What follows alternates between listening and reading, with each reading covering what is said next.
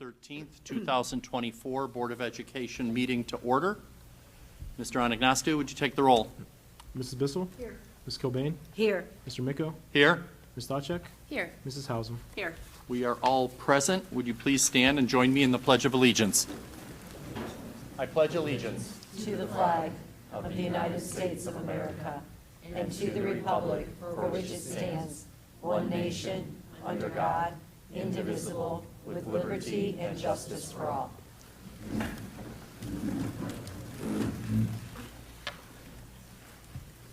Next on our agenda is our reminder of our strategic priorities. Our district has developed and is currently engaged in a 3-year strategic plan, which reflects the values, beliefs, and hopes of our students, staff, parents, and community. Our 4 strategic priorities to the plan are transforming teaching and learning, aligning staff and resources, cultivating culture and climate, and leveraging funding and facilities. And everything we do and all the decisions we make as a board goes through that lens. Next are recognitions. Dr. Ryba. Thank you, Mr. Micko. It's always an exciting time. We have a number of recognitions for a variety of individuals tonight. So we're going to start off with our middle school wrestling state meet qualifiers, and I will turn it over to our head coach to come up to the podium and introduce our students. Our head coaches.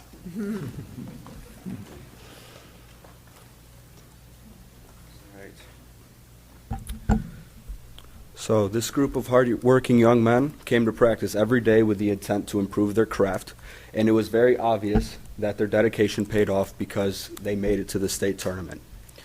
Throughout the season, they exemplified what it meant to be a model Mustang, and I think the perfect word to describe this group is resilience, because they, every day, no matter what, they were able to, put their personal issues or academic issues aside and come to practice ready to work. We're going to talk about each one individually. The first one I'm going to talk about is Reed Arison. Should we have him come up? Yeah, come on up here, Reed.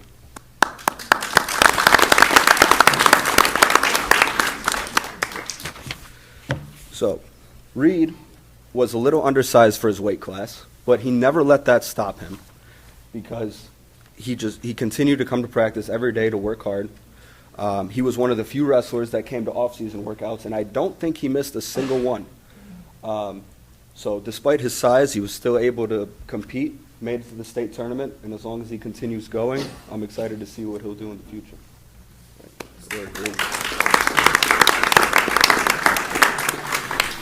The next one I'm going to talk about is Nick Caracelia. He wasn't able to make it today. But I've had the pleasure of coaching Nick the last 2 seasons, and his involvement in the program helped the entire program grow. He always asked questions, provided feedback, and even gave suggestions about practice plans if he felt he wanted to. He's a natural-born leader that others gravitated towards, and his teammates looked to him for guidance if they ever needed it. And that's why he was a captain for the last 2 years. I'm very excited to see what he does in the high school program, but he's going to be missed by his middle school teammates and coaches for sure. Next one is Joseph Greco, which I don't think he was able to make it either. But last season we were really upset when Joey decided to quit wrestling and decide to play basketball. But he did roll back around and he made it out for the season this year. But he didn't let that gap year stop him. He continued to work hard throughout the season, and he was very coachable throughout it. And so he was able to touch up on some of his bad habits and even learn some new things that he was able to use at the state tournament. And as long as he continues to work hard this offseason, I'm positive he'll accomplish whatever wrestling goal he puts ahead of him next year. The last one I'm going to talk about is Wyatt Harhay. Since last season, Wyatt has grown as a person and as a wrestler. He developed some accountability and made it to, like Reed, every off-season practice that he was able to. He perfected a double leg and was able to take down almost everybody he wrestled with it, and that's why he was able to be so successful this season. And as long as he continues working hard, I'm excited to see what he'll do in high school as well. You wanna talk about the rest? All right, passing it over. I got 4 athletes. Keep it short here and sweet. James Potts, who's not here, but I've had the pleasure to coach him since kindergarten. Phenomenal wrestler. To watch him grow and his mentality change this year as an 8th grader, I thought that was the most impressive.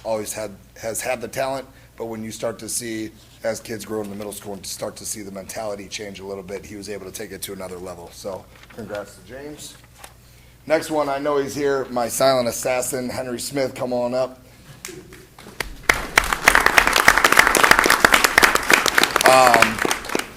Henry, I will say, I don't know who's a bigger fan of wrestling. His dad, who is an alumni of Strongsville, wrestled at Strongsville.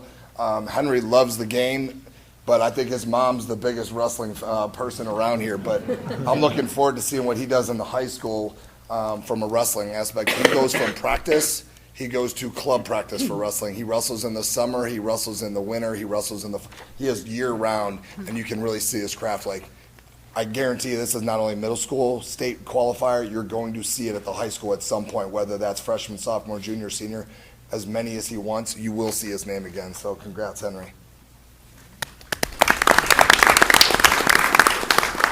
Next one, Dane Albert, come on up. Again, a guy that I've been able to coach for years. Come on, Gim.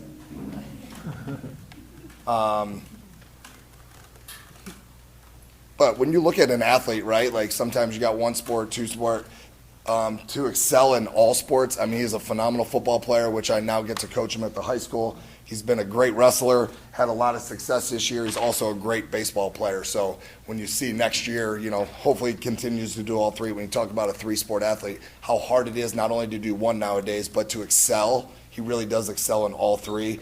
And I think that comes from the push that he has above him, but also just the mindset of how great he wants to be, and he will be as good as his mind lets him take him. So congrats to Dane. And I don't like talk about my own kid, but come on up, Austin. It's fine.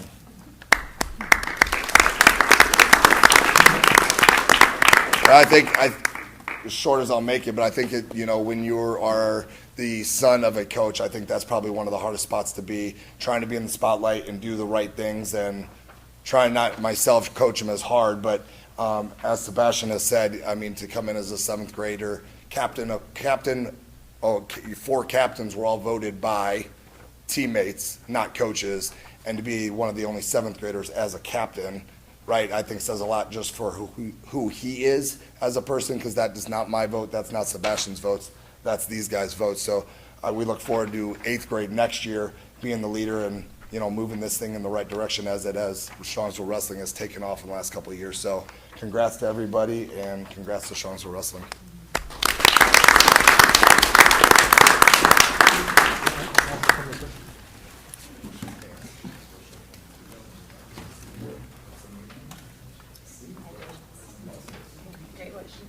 Austin, we're proud of you. I'm proud of you. I know.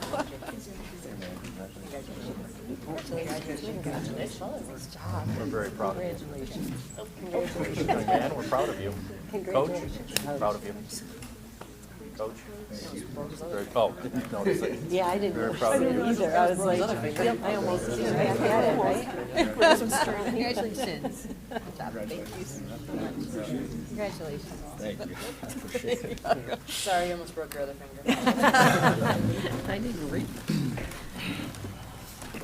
That was like a secret handshake. So congratulations, coaches, and to all of our student athletes that were here or couldn't make it tonight on a phenomenal season. And what a great accomplishment to make it to the state meet. That says a lot about where the program is and where our student athletes are, and we look forward to seeing it grow at the middle school level and continue to get better at the high school level as well. So congratulations to everybody. At this time, I'm going to turn it over to Katie, and Susan, are you going up to help too?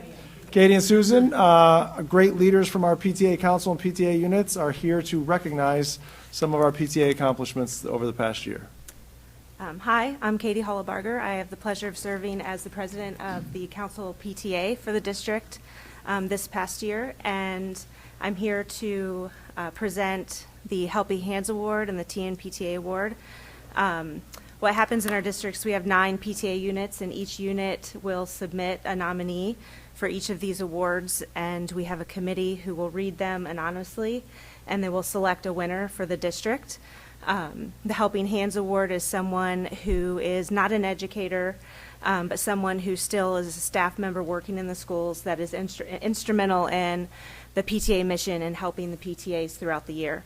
And then the TNPTA is a little bit more obvious. It's an educator in the schools that has made a significant impact on the lives of the children in their classroom, in their school, and also supports the PTA mission. So Susan is going to help me present the first award. The first one we have is our Helping Hands Award, and this is for Mr. Nick Kelly, if he'd like to come up and be recognized one more time.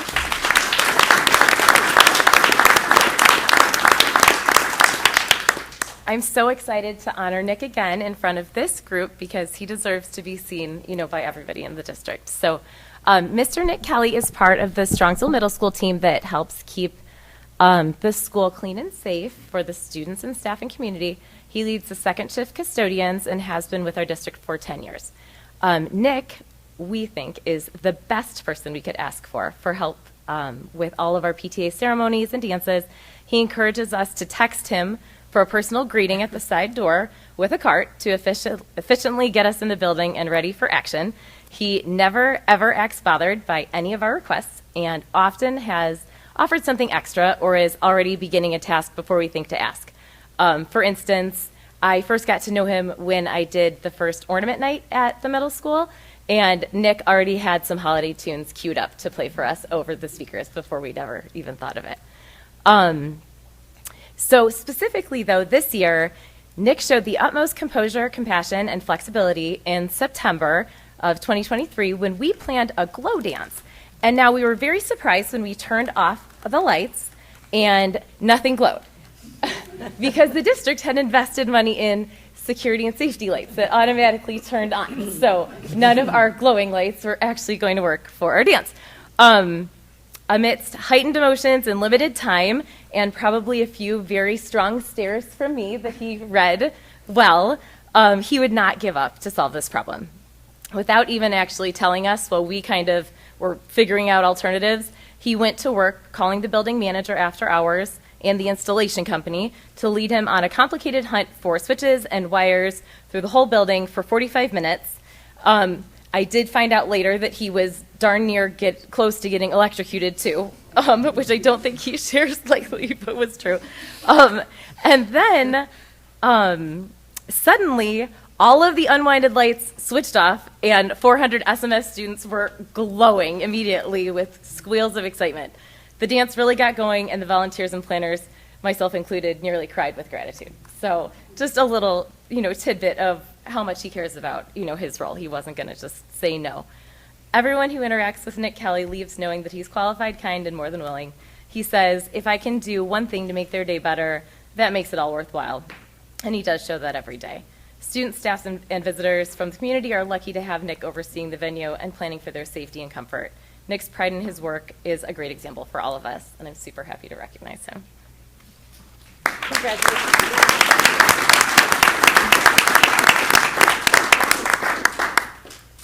And then next up, we'll welcome Mrs. Kim Weirs.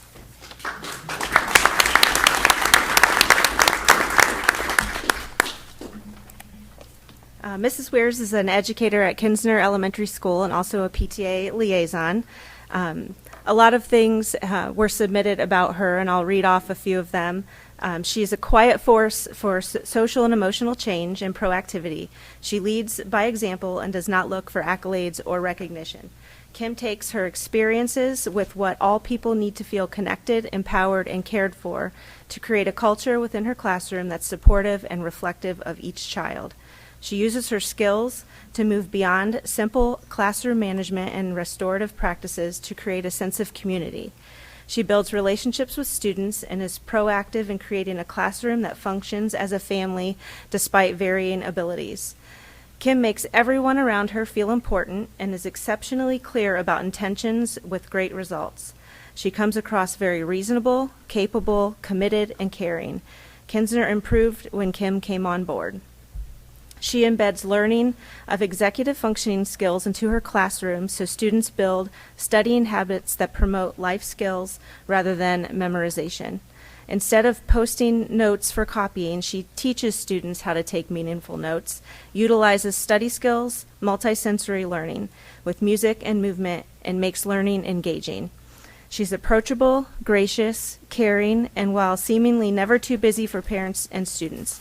She will never be the loudest or most flashy in the building, but behind the scenes she is quietly caring for our children, helping them thrive, and using a sense of humor, empathy, and passion for education to make her corner of the world where the whole child is seen, valued, and educated. Congratulations, Kim.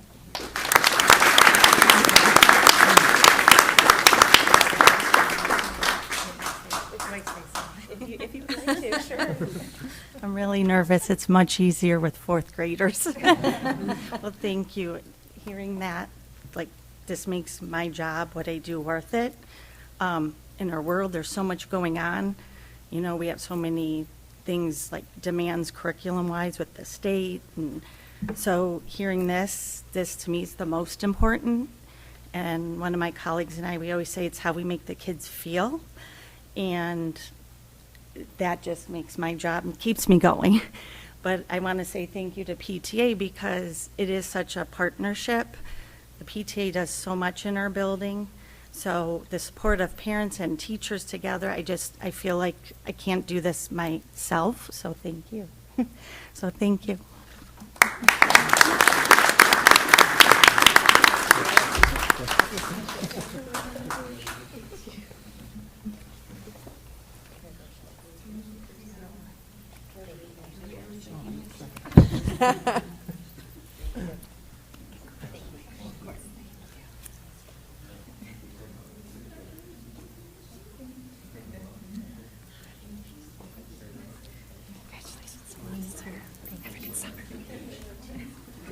Thank you so much. Thank you very much. You're welcome.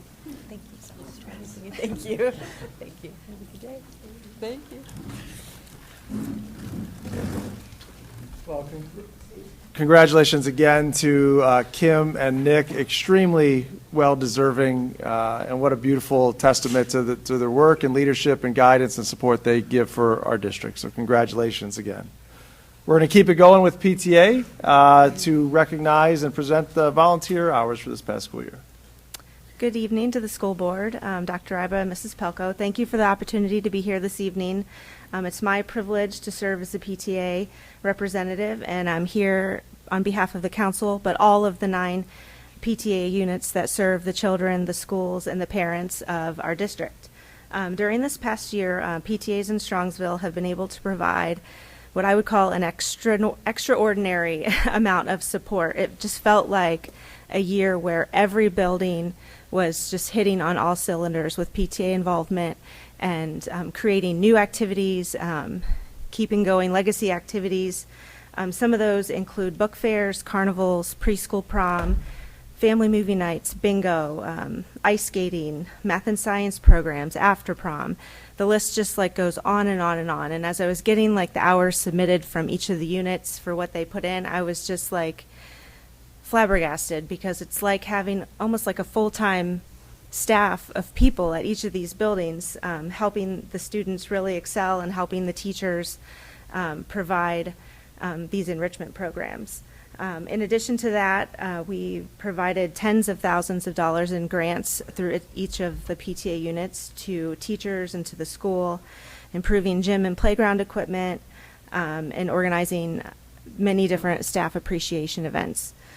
At the council level specifically, we contributed, we continue to host our SMS Rocks Dance, which was a huge success this year, which helped us provide $8,000 worth of donations to each of the different units to provide activities or items to their schools. We also were able to award $5,000 for senior scholarships. In February, we celebrated our annual Founders Day program, recognizing 10 individuals that go above and beyond for the betterment of the students in the school district. This year, I'm happy to report that with all of these combined efforts, resulted in 16,541 hours of volunteer time given by our PTA units for the benefit of the students, the staff, and the schools. So thank you to the school board, thank you to school administration for giving us the opportunity to be in the school, to work with the kids and work with the teachers to help enrich the educational experience. Thank you.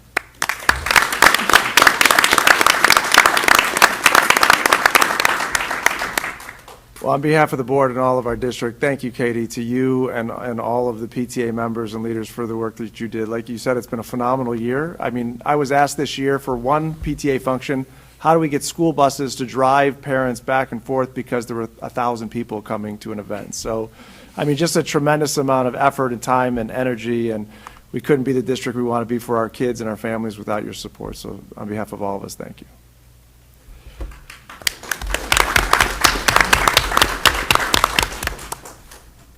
And our final recognition of the night is for our Treasurers Department. And we're blessed to have a phenomenal treasurer, George Anagnostou, and Assistant Treasurer, Nick Mancini, and the entire staff. And because of their leadership and the collective work of the department, we're blessed to get these recognitions every year to honor the work that they do each and every day. So, George, I'll let you add anything if you would like to before we bring Jennifer up. No, I would just like to say thank you to Jen in the auditor's office for the recognition, and I'll say whatever I have to say after Jen does her presentation. But no, it's a team. What I like that it's a team effort. It's just not one of us. It's the entire district working together in a collaborative process. So Jen, come on up.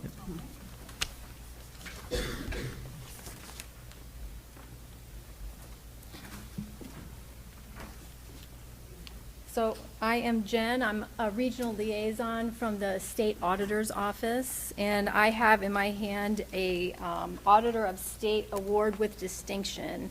The Auditor of State audits about 6,000 entities every year, and only about 4% of entities receive this award.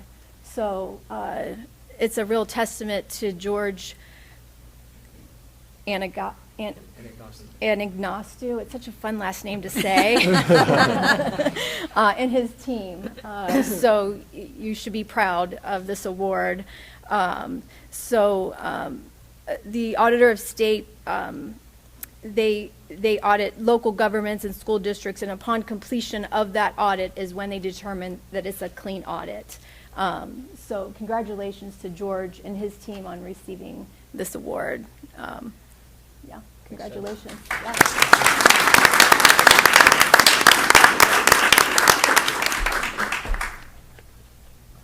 Yeah.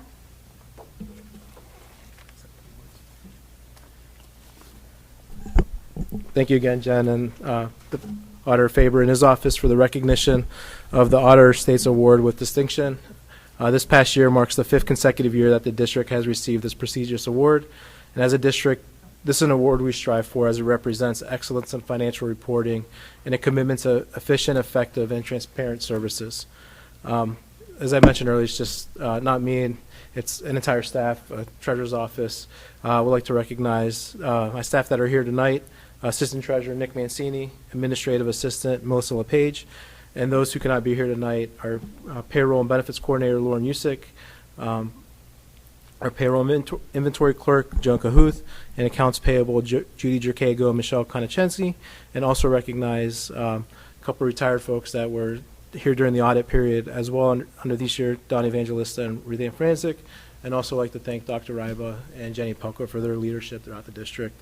And additionally, as I said, this is not just me and my department, it's an entire district working together in the confines that we have to follow the guidelines and make sure we're providing the best services for the tax dollars that were granted.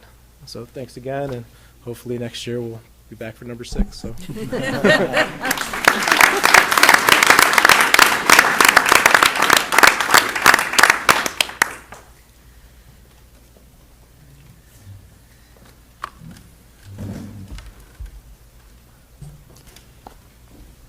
I wanted to take a moment to congratulate everyone I think a couple of shout outs. I think it's fun when you realize that we have coaches that are committed to our district and have seen athletes grow from kindergarten to 8th grade. It shows commitment for the student athletes, but also for the coaches, and that consistency is important. Council PTA, the Founders Day we talked about, it's one of my favorite events because it recognizes all the good things that are being done in the district, and it recognizes all the different ways good things are being done in the district. And then lastly, kudos and congratulations to George and his team. It is an honor, it is an award, it is earned, and it is earned by good, diligent effort every day, not just by George and his team, but by everyone in the district. And it's, although it says award with distinction, it is our standard.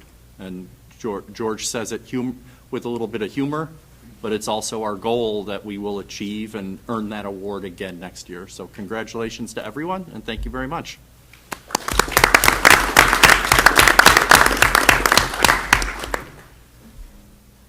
If anyone has homework or a really nice summer day and wants to escape, now would be the time to do that. Our meetings are open to the public, and you're welcome to stay. Oh, gee, Mr. O'Weavers. Rich. Thank you.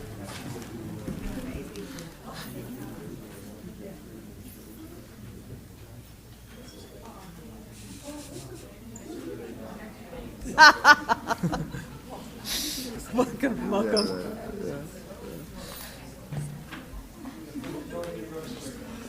Next on our agenda is public comment. I do not have any slips. Is there anybody who wants to address the board? Hearing none.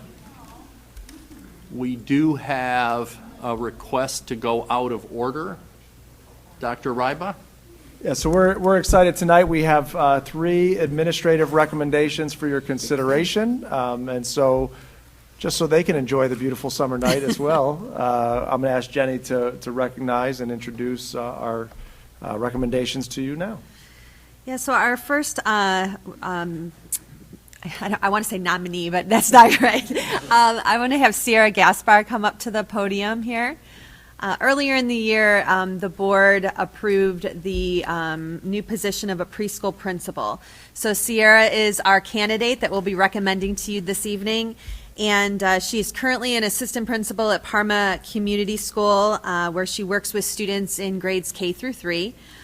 She comes with experience in PBIS, MTSS, curriculum, and instruction, and really prides herself on building a really strong culture of belonging and community, which I think is so very needed at our preschool level. So I just want to congratulate Ciara throughout the process. You excelled throughout every step of the way, and by far were the #1 recommended candidate. So congratulations, and I'll let you say a few words.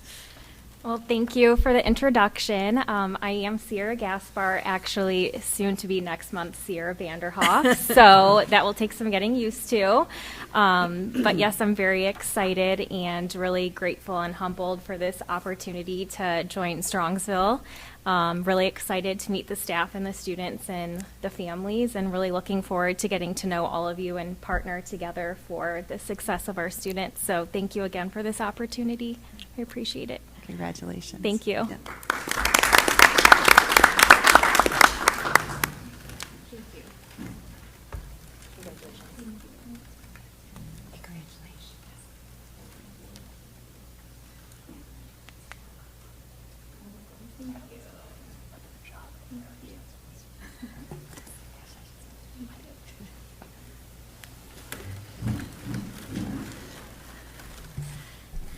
Next, I'm going to ask Miss Lauren Skoda to come up to the podium.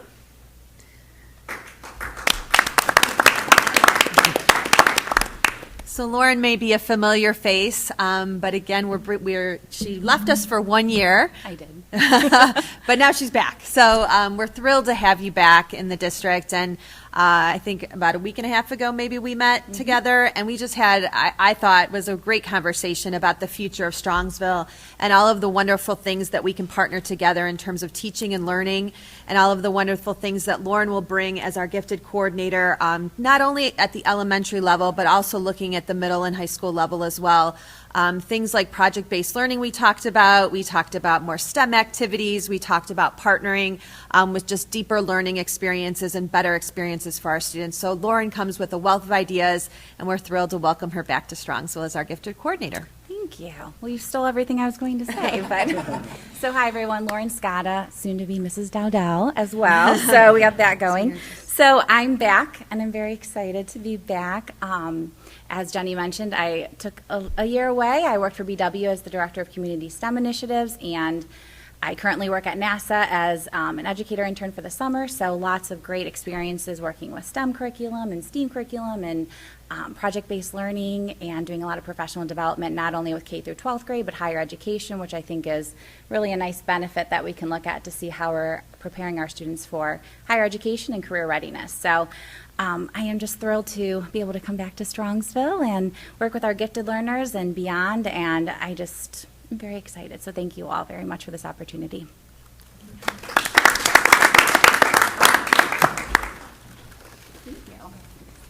Welcome back. Thank you. Welcome back.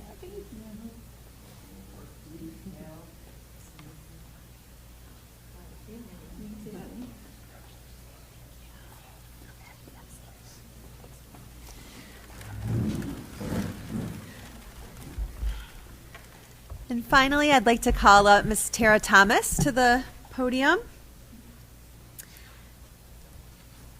Tara, yes, clap for Tara. So Tara is going to serve as our new 6th grade middle school principal. She'll be replacing Tina Peters, who's retiring. Tara is currently an assistant principal and an assistant athletic director at Keystone Middle School. She has also taught both science and social studies at the middle school level, but is also licensed in 4 to 6 math and ELA. So she comes with a wealth of experience of instructional knowledge for our middle school. She has experience with curriculum development, universal design for learning, technology integration, along with behavior management and PBIS, all of which our middle school needs. So we're thrilled to welcome you as our next assistant principal for the middle school, Tara. Thank you. So I am Tara Thomas, and I am so incredibly humbled and excited to be able to serve the young people of Strongsville. Middle school is absolutely the world's greatest time period ever in the history of ever. Middle schoolers may not think that. I think it, though, so I am so excited to be able to be a part of their journey, and just, I don't know, I cannot wait to get started. So thank you so much for this opportunity. Congratulations.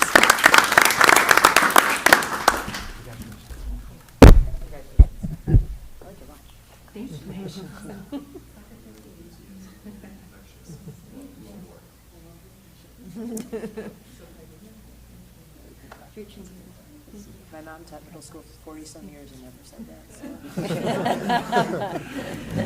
You are a superhero.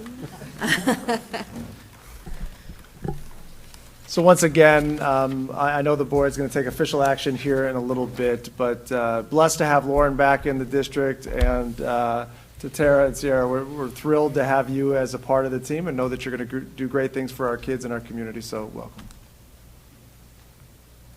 And now this is where you guys can leave too, if you'd like to leave.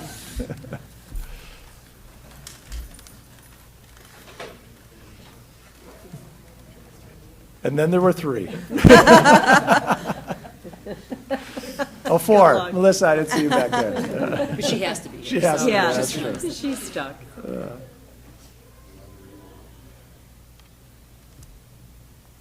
So in the spirit of taking things out of order, since we do have some people here, why don't we do the athletic boosters, the presentation, and then or the boosters sponsorship agreement discussion, and then we'll come back to our levy discussion.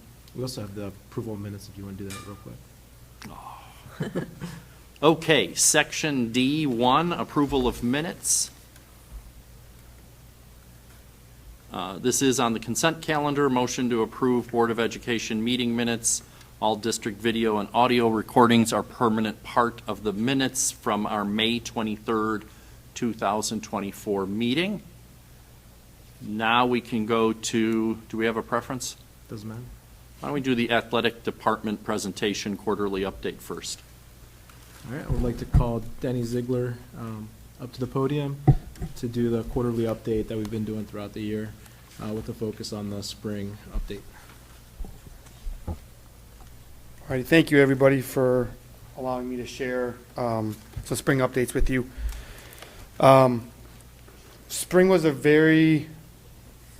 spring's always very challenging just because of the weather. Never know what you're going to get, how many games you're actually going to end up playing. I think this is the third or fourth straight year where we had to cancel our elite track meet. But in spite of all that, I've really felt like this spring we had a lot of success, not only from a high school perspective, but from a middle school perspective and a club perspective. So, starting with this slide, this just shows overall the revenues for fall, winter, and spring. Nothing really changed, obviously, with the fall and the winter ones that we shared with you previously. The only revenues from a high school's perspective is at the bottom with boys volleyball, boys lacrosse, and girls lacrosse. And obviously, boys volleyball, the budget was actually created before we allowed boys volleyball to become a sport here. So obviously, any revenue that we generated was above what we already budgeted. And they had a very, very successful first year. From the boys and girls lacrosse perspective, we did a lot of things different with those teams, meaning we had a lot more events around games. We did a lot more double headers between girls and boys lacrosse. So some of the revenue that we generated was based off of scheduling ideas, and then also a lot of community engagement pieces that we could bring in from our youth days to our teacher appreciation night that we had for our boys and girls lacrosse teams. And then obviously the success that they've had recently, especially our girls team, who got, they were ranked in the top 10 in the state most of the season. So all that culminated into a lot more revenue generation for those programs. The revenue follow-up, this isn't anything different than what we've seen previously, just besides the boys volleyball and the lacrosse, since those are the only sports that we technically charge for in the spring. A lot of the revenue generated is strictly tickets-based. So when you factor in all those and not having track and boys tennis and baseball, softball counting in. Denny, before you move Yeah. on, I just wanted to point out one thing. When this time last year when we were talking about the increase for the athletic budget, we had budgeted a transfer from the general fund of $144,840 with the increased ticket revenue that Denny was mentioning, minus any additional costs that were slightly more for officials. We were able to reduce that transfer by $26,000. So we're anticipating the transfer to be around $118,000. So with the additional ticket sales, they were able to lower that amount that was needed. So I just wanted to highlight that point. And I do think, piggybacking off that, some things that we have planned with not only spring sports next year, but with our fall sports as well as winter sports. I'm really hoping that the revenue numbers continue to rise for us. When you look at the high school expenses, obviously, everyone was pretty much in the black. Baseball, you'll be surprised at how much baseballs actually cost. I think it's like $97 per dozen baseballs. So when you need 2 or 3 baseballs per game plus practice baseballs, those numbers really add up. And then boys volleyball, obviously, since it wasn't recognized as a sport, we didn't know what to expect with our budget. But with the increase of uniforms, volleyballs, and then some game workers that we had with the officials added on to that, is why that's red. And then obviously, I won't touch on the wrestling, but or girls basketball because we touched on that back in the winter. But obviously, with less games, less home games, that expense was a little bit higher than what our revenues were. We already touched on the new stuff from winter, so I'll just focus on the bottom here. Some things we had to look at for the spring is football helmets. Obviously, we never know how or the size range of our athletes coming in. So some of those football helmets that we had to order are mostly mediums and smalls. So to accommodate that need for our younger athletes coming up. With the addition of boys volleyball and a lot of other rise in costs, the athletic training supplies expenses went up a little bit. Still under budget, but as I talk to the athletic trainers, what we're starting to see is the cost of tape is now starting to come down a little bit more. So I would anticipate that cost is going to go down for us. The reconditioning cost, that's a yearly thing. Our cheer uniforms, I think we had to order 4 or 5 new cheer uniforms this year that we placed. We're hoping that they're here in time for football season. And then we are working on a volleyball net storage. And then we did get a wrestling UV cleaner, which is going to help to keep our mats cleaner. And basically what it is it's a roller that you roll across the mats that sanitizes and keeps them safe for our athletes moving forward. Some high school successes along with our budget. Our boys and girls lacrosse teams got their brand new uniforms. Our baseball team won its first GCC championship in 9 years.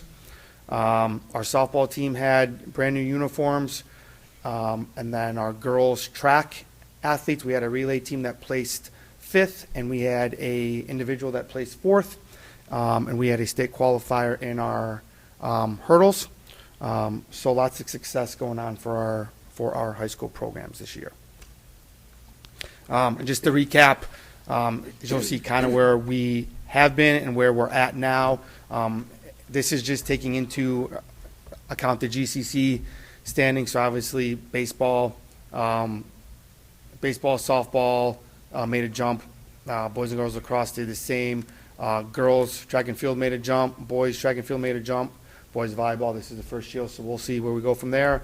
And then I will say probably the most impressive thing that we've been able to do with our spring sports is with our boys tennis program.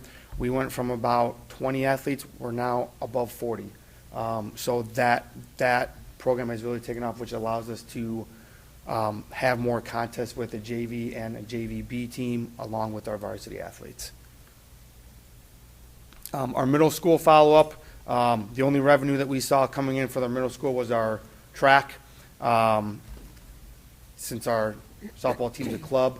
And really what that track revenue was we had a lot more people attend our elite meet. The weather was awesome.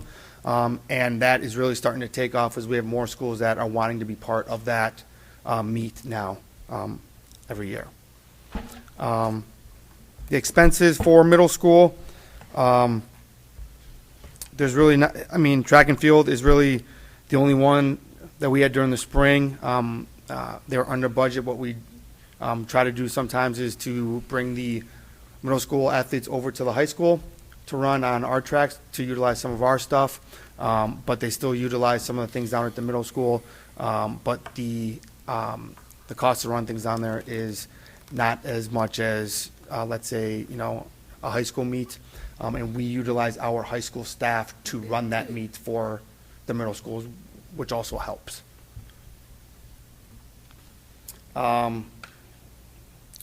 So our middle school new cost, really for the spring was football jerseys, track hurdles, basketball carts, football helmet racks, and additional shoulder pads. And then for 24-25, cheer uniforms, athlete incentives, 22 football helmets, coach jackets, and some more track hurdles is what we are anticipating down there. Some team success from our middle school. I know softball was a big hit down there. So you'll see in the next couple of slides, our track numbers went down, but we think it's because more of the female athletes went out for club softball. So I don't think it's really nothing major going on there, just that the opportunity to do something different was more appealing to some of our other athletes down there. So our spring recap for the middle school girls track, 6-0, GCC champs. Boys track 5-1, GCC runners-up, 1 state qualifier. Our girls actually had 8 state qualifiers, and our club softball was GCC runner-up, a 5-6 record with 18 students participating in that. As you can see there with the intramural programs, pickleball, boys volleyball, runners club, as well as badminton, all those numbers can get better, especially with boys volleyball, as we're trying to grow that sport now from a middle school perspective on up to the high school. Where the money was spent for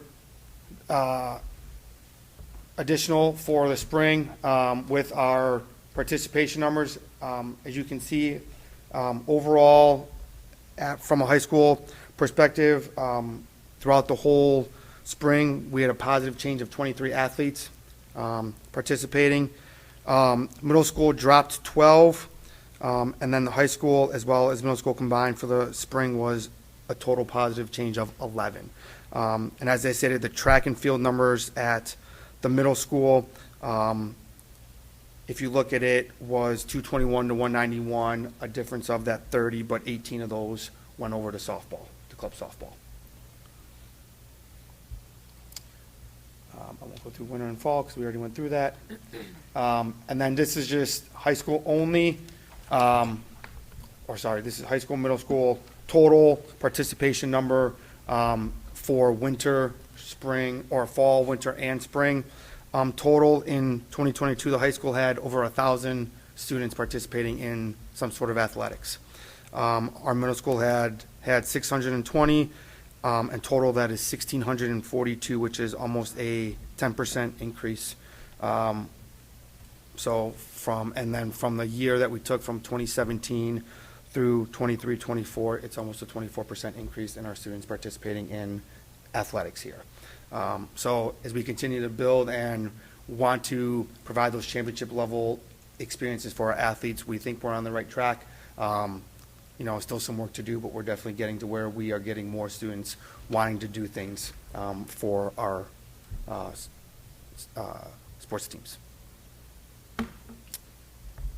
Thank you very much, unless you have any other questions. Anyone have any questions? I don't have a question. I wanted to thank you for the creativity throughout the spring season. I enjoyed seeing the teacher appreciation night at La Crosse. I looked at all the pictures, and that was a fun way to get more people involved. So thanks for being creative. Sure. Yeah, we have a lot more things planned for the fall, especially with football season now that Coach Struznik came on there. I mean, every game is going to be some sort of adventure for us, which is going to be awesome. Mm-hmm. So. I do have one question. I'm sure we talked about this at some point, but I don't remember exactly. I was up at Fultz Fields the other day with boys baseball, and there were some middle school students there saying, like, how come we have softball but not baseball at the middle school? Can you speak to that? The only thing I know of is I don't think there's any middle school baseball teams locally to play. Okay. Now, what could happen is we could look at it from a club perspective, and they could play travel teams, but if we go that route as a club, I don't know how many would leave their travel teams to play for Strongsville. But I don't know the number of actual schools that have a club baseball program at, the middle school level. So, but I can definitely look at it and see what that number is. Thank you. Mm-hmm.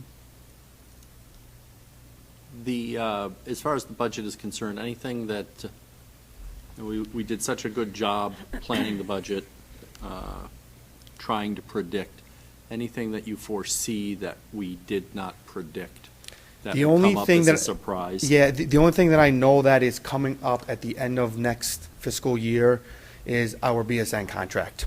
So that's something that we will have to look and see if we want to stick with Under Armour, or go with another, I guess, company vendor, whatever you want to call it.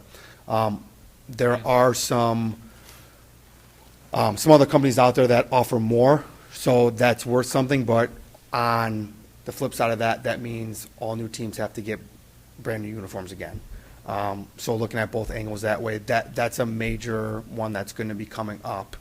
And end of next school year or next calendar year? June of 2025. Mhm. Other than that, I don't foresee any major budget items coming up that I can think of off the top of my head, no. Then if there was a change in brand, would it be all new uniforms in 1 year, or would there be a grace period? They would give you a 5-year period to get all of the varsity teams into that new brand, yes. Yep.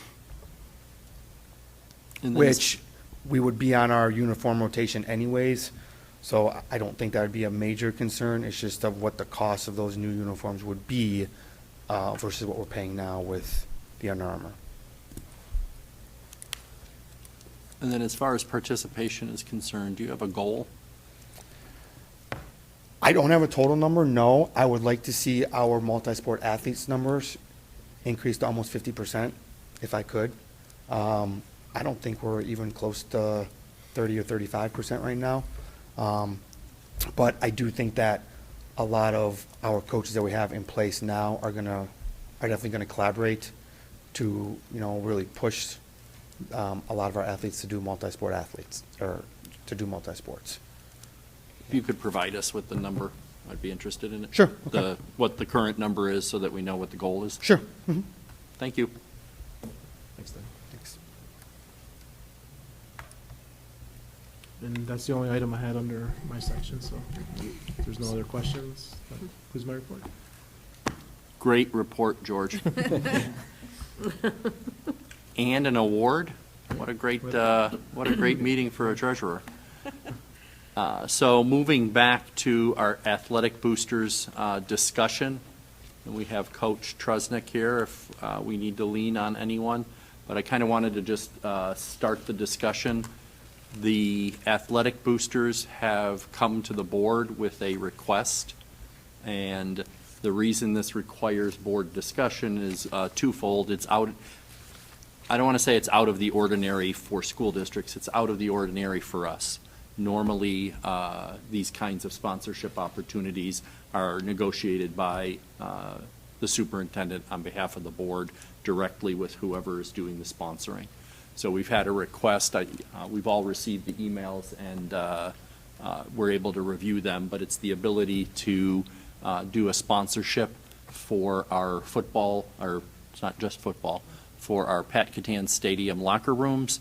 And in exchange for that, we would be able to do the athletic boosters would be the entity that we are negotiating with. And then they would then have the sponsorship agreement.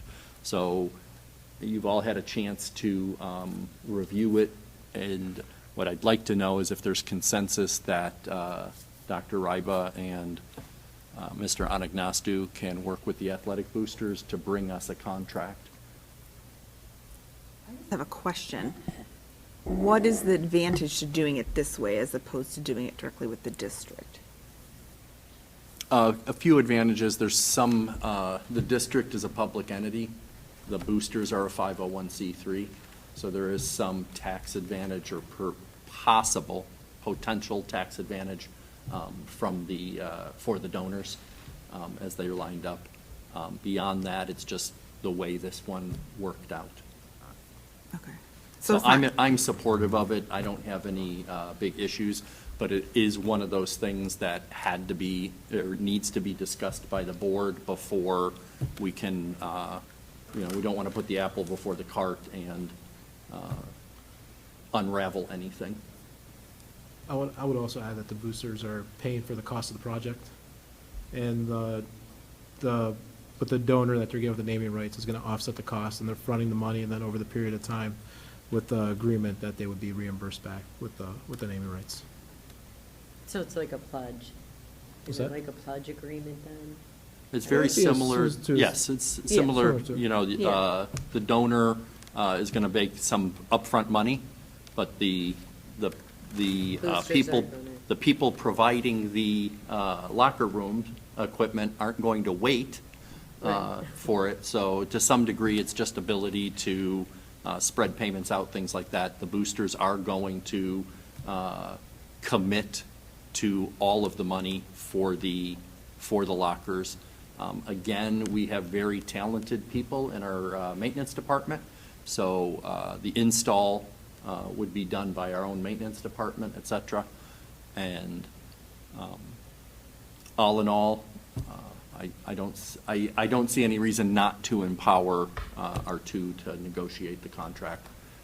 Like all contracts, the devil is in the details, and we'll have to get through those details, but before, I'm not able to just say, Cameron, George, go do it. So that's why it's a discussion item.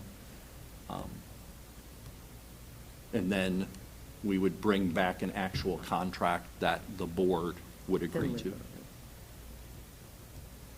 I have no problem. I mean, I don't have any problem with it. Thank you to the donor. I think it's very generous, so. And I don't know if you've had a chance to see the pictures of what they did inside the high school. I mean, it looks amazing. Mhm. And so those locker rooms outside definitely need a touch-up. Yeah. In comparison, yes. Yes. Yeah. And for it to be able to, accommodate the football, lacrosse, track, I mean, that's half of the numbers that we saw today of athletes that'll get to use these locker rooms. Yeah, and we call it the football lockers, but it's good to remember that it's football, lacrosse, and, I'm brain hiccuping. Track. Track all use those locker rooms, so it'll And be, cross-country even does for their invitational, Yeah. so. it'll be a benefit to everyone. So, Coach Trusnick, did you have something you wanted to share? Yeah, just that, if you don't mind. And I think it's more kudos to what the board has done, right, as Denny just explained with the whole budget and what you guys have done to give back to the athletic department to allow the boosters for everybody that's now on the boosters, now money's not being spent on jerseys and socks and baseballs and all this stuff that the coach, like the needs, that the last 2 years we have definitely seen a spike as far as, I mean, I've talked to Dawn and Maddie with the locker room, and I mean, they're astounded. They took the kids in there this week and they were shocked with what it looks like now. So now it allows the boosters to go out and find donations and find their own money and do this and do the things to bring, again, in what I think Strongsville should be is first-class facilities. And that allows, not only because the boosters is doing their job, but you guys have allowed the boosters to do that by taking things, we don't have to pay for jerseys and stuff like that. So I think, a working hand between the athletic department, you guys, and the boosters has been phenomenal. So appreciate it across the board.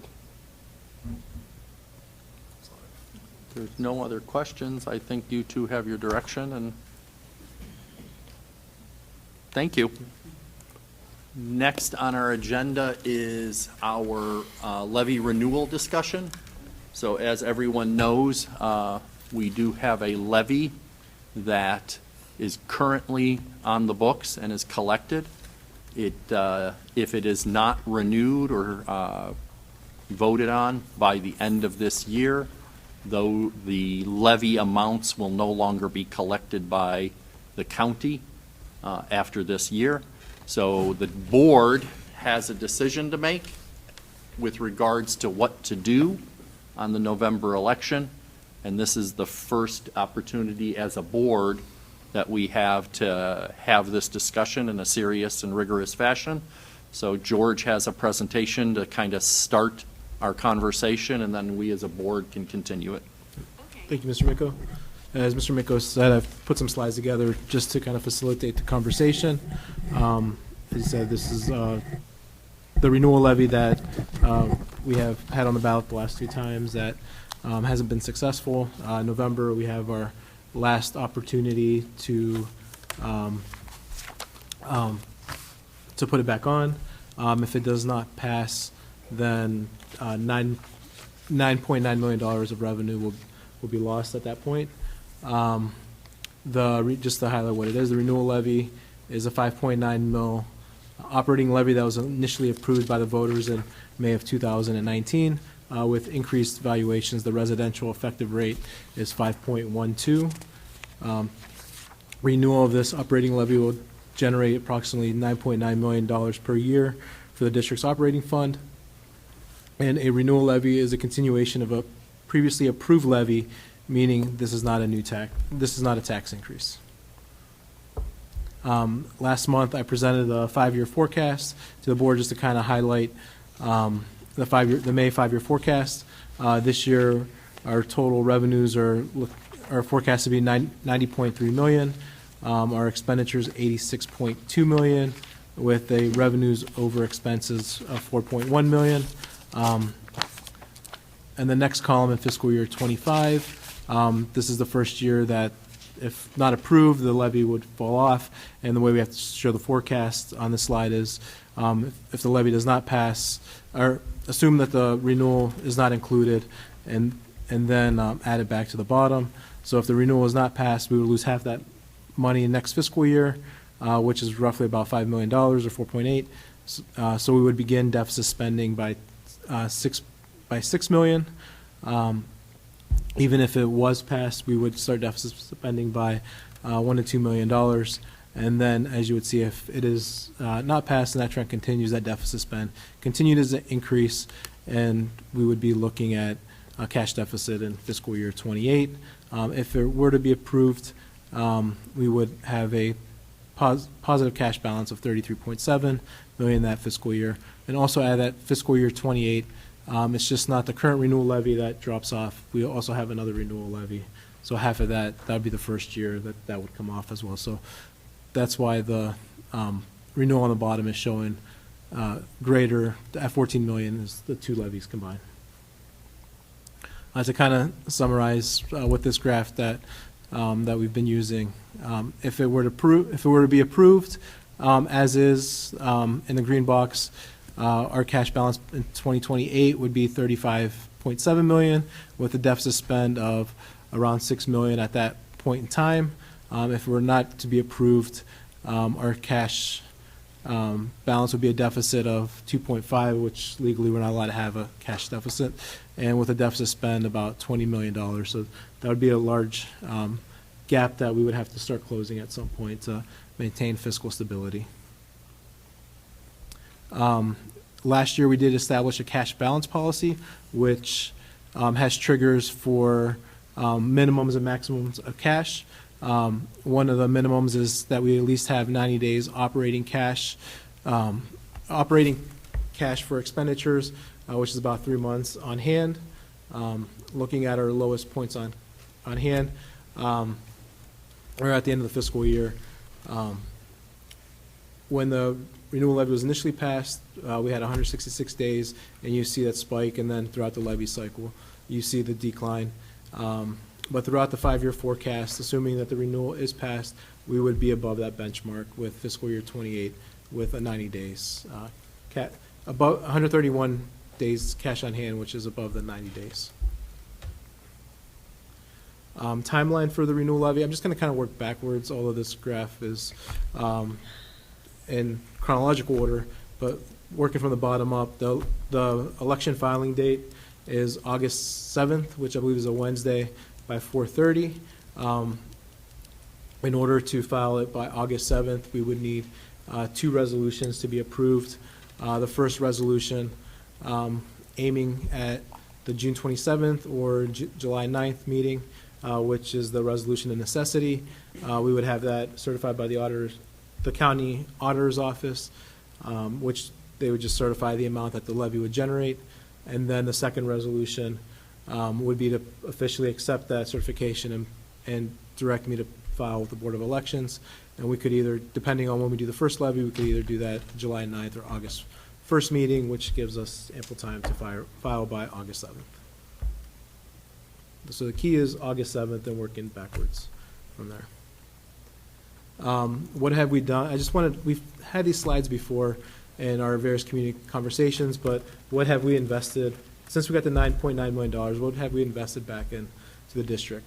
Academics, we have one-to-one technology, career exploration programs, expanded course offerings, our letters training, and moving forward our science and reading trainings that we'll be doing the next couple years. Maker spaces in all buildings throughout the district. We maintained our average class sizes at all grade levels throughout the district. We had additional staff, English ELL teachers, elementary assistant principal, elementary curriculum supervisor, elementary reading specialists, the gifted coordinator, literacy coaches and instructional integration, MTSS coordinator, RTI intervention specialist, secondary math coach, and special education. All of these started as ESSER funds. These positions are coming onto the general fund next year, so we're continuing to invest in those positions. And then also, as what was approved tonight, a new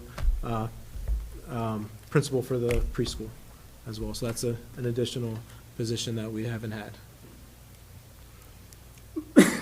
Investing in athletic and arts, as Denny just presented earlier, throughout the year we have increased the athletic budget, but also we've had Mr. Kepler as an assistant athletic director for the middle school, the athletic budget for both middle school and high school. We've added coaching levels for the high school and offered new athletic opportunities, such as the dance team and spirit squad and an esports arena. And then same with the middle school. We added additional teams with cheerleading squads and additional teams for volleyball, girls and boys basketball. And then additional supplementals for band and orchestra, secondary music extracurricular, and secondary theater extracurriculars, music funding, instrument replacement, a recording lab, and reorganization of the middle school schedule for our classes. And then lastly, investing in our students. We expanded extracurricular opportunities. For the elementaries, we added 3 additional extracurricular opportunities. Strongsville Middle School, the intramurals, and then also the clubs that we've added for non-athletic extracurriculars, the Dungeons and Dragons, Power of the Pen, Builders Club, and Math Magicians Club. And then the high school, the non-athletic extracurriculars that we've added there as well for mock trial, National History Day Club, National English Honor Society, Academic Challenge, National Art Society, Moy Alpha Theta, Honor Society, Jazz Band, and Chamber Springs. And then expanded our counseling programs with mental health supports, mental health service providers, school safety with our SROs, and then in addition to the camera systems, the Envoy visitor management system, the secure vestibules, window film, the Bolo sticks, and training and resources for our annual threat and stop the bleed kits throughout the district. If the funds were to continue, we can continue to explore other opportunities to invest in the dollars back into students. We can look at eliminating full-day kindergarten tuition, eliminate student fees for consumable supplies, pay to plane trainer fees, or any other items that may arise for either opportunities or additional staff that, as they've been arising now, we've been able to, with our financial position, we've been able to address any needs that arise throughout the year. Any questions on that before I move on to the next few slides? No? The next slides, I kind of just had a couple scenarios of our cash situation based on a full levy, half levy, or the non-renewal of the levy. Just kind of looking at the fiscal year 20. So each graph, we have the green for the full levy, the yellow for the half levy, and the red for the non-renewal. So each year, as we begin to deficit spend, our cash balance will continue to decline as we're spending more dollars than we're bringing in. If the levy is renewed at full, in fiscal year 2028, we would have $35.7 million in cash, which would be about 131 cash days. For a half renewal, it'd be about 18.5 million at 68 days, cash days, which is below our 90-day minimum. And then if it's non-renewed, we would have 1.6 million with 6 days of cash days. And that's just looking at June 30th. Throughout the year, we do have some lows in January and February, which we may need to borrow cash in order for cash flow if it was in that situation. And then this next graph kind of looks at revenues over under expenditures as, again, deficit spending. For this fiscal year, we would be about, we'd be positive, we would have a surplus for fiscal year 24. We're kind of trending around 4 to 5 million. For fiscal year 25, it would slightly be, if the levy was renewed, it would be slightly a deficit spend, or depending on how we manage our expenses, could be a slight surplus on how those numbers swing. But the half levy and the full levy would start deficit spending, and then as we get into fiscal year 28, you can see how each one increases the deficit spend, and the larger that deficit spend is, the harder it is to close the gap, because you might be looking at a combination of either new money or drastic cuts, or one or the other. So those two have to balance out and offset. Just looking at a couple options for the renewal levy, or a few options, I should say. Renew the levy as is, no change, the standard 5-year renewal. Renew as a continuous levy, as we've seen in the previous graph, or not, renew as a continuous levy, as we've seen in the previous graphs. As we continue to deficit spend, the need for the levy will remain the same in the future, and the cost for renewal to the Board of Elections, it costs us about $30,000 to $40,000 per election. And then also for financial stability, as well as we know those dollars will be there moving forward, or we could replace at a different amount with a renewal or a continuous. And then other future considerations, as I kind of touched on earlier, we have that 2002 renewal levy. That's when it was first passed. It was last renewed in November of 21, which was a 5-year, $6 million levy with a collection beginning in January 23.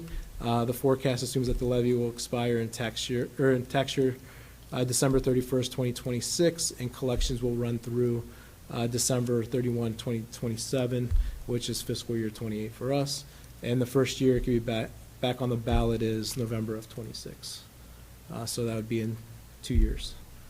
And then, as I said, in all 3 scenarios that were projected to start deficit spending, and all 3 scenarios listed in the previous slides. So with that, I'll turn it over to the board for discussion on kind of direction on which way we want to proceed. Anybody have any burning questions they want to start with? So I will start. I think it's incumbent on us that as a board, we recognize that we've done this renewal, we've attempted to get this renewal passed twice. It has failed 2 times. So I do think it is incumbent on us as a board and as a district to think through our next actions rigorously and deeply and come up with a decision. But I don't see a whole lot of the factors that led this board to make its decisions the first time. I don't see that the decision that we made the second time, I don't see a whole lot of factors that have changed. There is organized opposition. There has been organized opposition to renewal of this levy. So addressing that, I would assume that if we would just do another renewal, rinse, wash, and repeat, there would be organized opposition to it again. I disagree with that thought process. One of the things that I look at is we are in the best financial condition that the school district has been in my memory, in my in my paying attention, which is probably close to 20 years now. And on the one hand, that would make one think that the idea that we have too much money, maybe there's some merit to that. On the other hand, it means we're doing what we should have been doing all along for the past 20 years. And now the decisions that the board and the administration makes aren't decisions of expediency. I've said it before. Budgeting with no money is really easy. We should buy this. We don't have the money. We're not buying it. Now, we do have the money, and the challenge for this board and administration is not to assume that everything has merit, and we should just buy everything or spend money on everything, regardless of whether it's wise or not. It's the board's challenge to plan for the district today, tomorrow, and the next 30 years. The people that are looking at this levy, they're looking at one individual decision. They're looking at yay or nay on that individual decision. And I think that makes it difficult for us to take one decision and say, for the board, we're asking for the community's support on this one decision because we're looking at a 20-year decision. But the facts are, yes, the organized opposition has said, we could do a half levy, we could do a no levy, we could not renew it, and for the next year, maybe two, we could continue along. But the reality of it is if we're collecting approximately $10 million a year, and we stop collecting that for a number of years, when it's time to readjust our finances, that readjustment becomes that much larger. It's either $10 a year for 5 years, or it's $50 in year 5, but we get to the same conclusion. But the reality of it is just like your retirement, just like any other expense, it is much easier to budget it.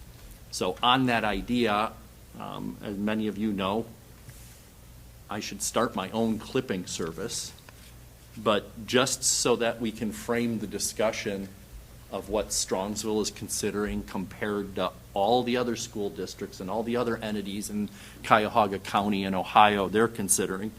Akron School Board just recently, because we're all in that same cycle where we have to get ready for the November election, placed an operating levy and bond issue on the November ballot in order to build a new $85 million North High School, as well as cover daily expenses. And that $85 million levy for Akron translates to a $7.6 million operating levy and a $1.3 million bond issue. A news release from the school district states that the levy represents a cost of $266 and $45 for the bond per 100,000.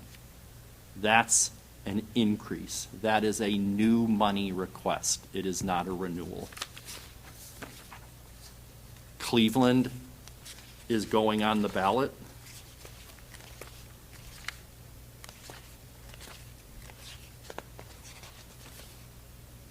To put a property tax increase before city voters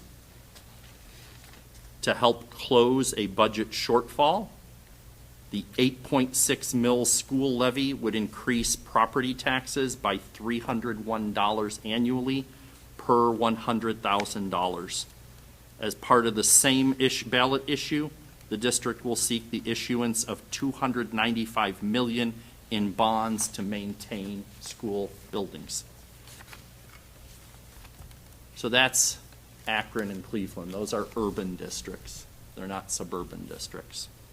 Didn't Akron, did they not get their levy passed like last year or something? I believe so. So Cleveland passed a new money levy 2 years ago because of the way ESSER works and because of budgeting and lots of issues with urban school districts.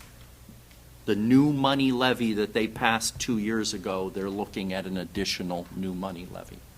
I don't purport as an individual board member to be able to solve urban school district problems.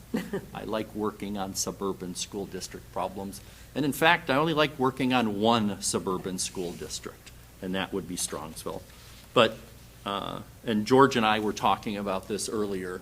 There's a district in the Cincinnati area, Mount Healthy. They have not been able to pass a levy for a number of years. They have had to lay off over 70 teachers. They're looking at a $1.5 million levy proposal.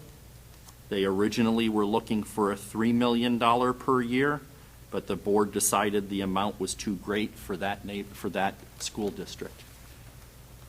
That's not the, for those of us who know who Paul Harvey is, that's not the whole story.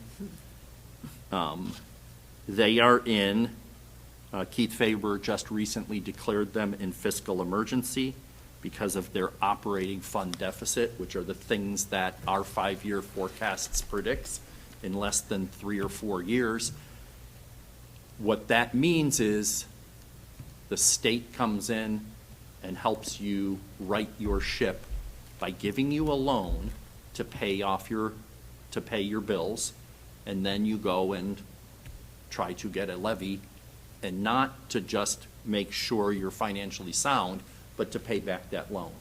And just like anything else, when you're living paycheck to paycheck, the snowball gets bigger faster as it gets down the hill, and it's that much harder to right that ship.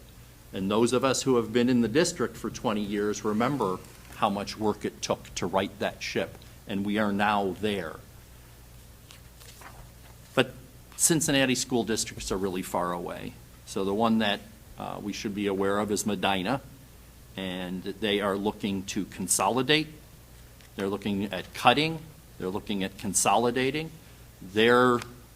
I feel they're looking at what we were not that many years ago. Their student population is declining because their parent population is getting older, and we were in that very same dynamic not that many years ago.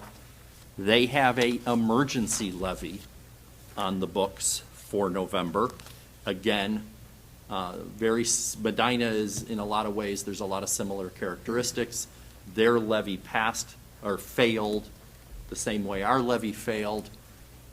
This is a new money levy, and it is, again, a board has to decide, are we going to try to just get a approval of a new money levy, or in this case, Medina is looking at cuts and a combination of cuts and new money, and it becomes very difficult. And the decisions, put candidly, are no fun. So that's kind of just from a school board perspective. The last thing I wanted to share with my fellow board members and the public at large are some of the headwinds that are coming out. And what I mean by that is there's been a number of news articles talking about sales tax collection rates in Ohio and how they have been continuing to not come in as projected, and not just a little bit, large amounts where the state is expressing concern. They're not expressing concern about tomorrow. They're not expressing concern about next year. They're expressing concern about the next year's biennium budget. And so that 2-year budget affects our school district greatly. It affects all school districts greatly. And they're already talking about how sales tax, which is one of their largest tax revenue sources, is nowhere near what it's been projected. And so what does that mean for the state? What it means for the state is looking at that fair funding formula and questioning whether they're going to maintain that commitment. That's a serious concern for me. It should be a serious concern for the entire board.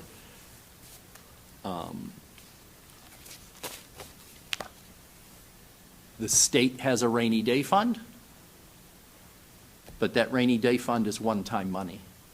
And we've had criticisms in the past about what we do with one-time money, and can we fix our financial problem with using one-time money? And the response from me as a board member is one-time money is a one-time fix. It's not a long-term fix. So yeah, we could get out of a fiscal problem for 1 year, but as George has talked about, the gap continues to increase. It becomes harder and harder. And so yes, it might be easy to write a check and fix that problem, but it means we're ignoring other problems. In this case, our facilities, where I think made a wise decision to say we're going to commit dollars to those capital projects. But if we would suddenly say, hey, we're gonna move that money back to the general fund, it's a one-time fix. It's not a permanent fix, which is just a long roundabout way to bring us back to, what is wise for the school district, for the board to decide to do with the renewal. I think the other thing that we have to consider is whether this is a levy that we continue to put up for 5 years or not. I've always been comfortable that we can earn the taxpayers' trust. But at the same time, recent history tells me to renew this levy, assuming it passes, close to $100,000 will have been spent just on administrative fees. And I would much rather spend $100,000 on education. And then the last thing I made this note, and it was in response to George's slides about what we've been doing with the money. We have not been investing in the status quo. We have been investing in strategically growing our school district in the direction we want it to grow. Not for me, not for Dr. Ryba or George or Jenny, but for our students, for the children in our community. And a continued failure of the levy is a way of saying what we want to invest in is the status quo, because that's where we would, our decisions would lead, whether it be cuts, whether it be no more new programs, et cetera. But if you look at the targeted investments we've made, I'm proud of the fact that none of them were just, hey, we have money, let's spend it. They were all directed, they all had goals, they all addressed the needs for our students. So I do think the board has important decisions to make. We've talked about the timeline. Before we talk about next steps, does anybody else have any soapbox they want to get on? Or is my soapbox enough? I think you covered everything, Rich. So, George, can you bring up the slide on some of our options? There we go. So I do think we need to have some serious consideration as a board on whether we rinse, wash, and repeat and just do a renewal levy as is, no change, 5-year renewal. The thing that I, as an individual board member, will think heavily about is the fact that we are in a cycle of every 2 to 3 years we need to do this, and it is tiring. I have no problem explaining to anyone our finances. I have no problem explaining to anyone the good things we're doing, but to have to deal with that every 2 to 5 years is difficult for me to consider. So I think that's one thing we need to consider, is whether it's a renewal levy or whether we renew it as a continuous levy, recognizing that we're going to have this conversation again in 2 years. If we renew it as a continuous levy, can you explain that? Because I'm confused. Sure. Continuous levy means that if it is passed, it is passed in perpetuity. So it never goes It does away. not expire. Now, that doesn't mean that the school board has to collect it. The school board, as we all know, every year, we have to go to the county and say, this is what we want to collect. And so a future school board, if somehow the state decided that, for example, we were going to get $6,000 per student, we would be in a position of having to say, I don't, with that amount of money, we could reduce levies. I don't imagine that situation ever coming up, but if it did, I want the public to know a continuing levy is not like, oh my gosh, you're paying it forever. The board can choose to let levies lapse, but what a continuing levy means is that we don't have a regular cycle. We don't do this discussion where we have three opportunities to pass this renewal, and if it doesn't pass, it comes off the books. Right. It stays on the books. But that still has to pass. And That has to pass before it can happen. George, do we have any current continuous levies that we're collecting on? All but Yeah, we two. How can you delineate those for us? Give me a second, I'll Yeah. pull them up. I have them in the tax budget. Thank you. That's what I was going to ask, like, when was the last time we passed a continuous levy?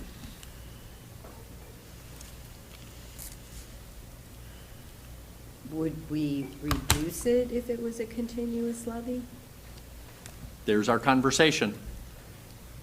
Well, Just that's as George is looking, 86, 1990, 1994, 1999, those are all continuous, and we have this from the 80s. And then the last few, the 2002, and then there's a 2007, which, let's see. So the 2002 is, the 2007 must have been a continuous as well. And then the 2002 and the 2019 are the two 5-year limited. So this is from the tax budget that was presented in January, just as for context. Thank you.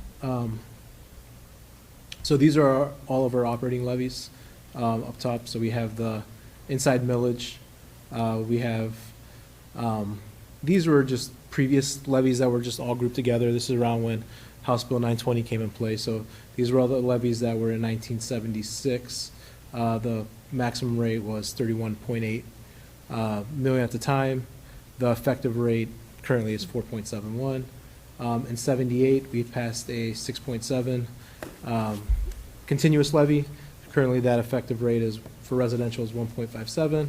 In 86, a continuous levy was passed at 9.7 mils, and the effective rate for residential is 3.79. In 1990, a continuous levy was passed at 6.98. The effective rate is 3.15. In 1999, a continuous levy was passed with a voted rate of 4.5. The current effective rate is 2.43. And then the original 2002 levy that was passed at that time for 6 mils, the current effective rate is 4.31. Then in 2007, we had a continuous levy that was at 6.5. The current effective rate is 4.99. And then the last levy that was passed was the 2019. So from 2007 to 2019, that was the last time we passed new operating funds. So essentially, we have 1, 2, 3, 4, 5, 6 continuing, and then 2 renewals. And for comparison, most of the districts around us, most of the suburban districts around us, do not have renewing levies. They're passed as continuing levies.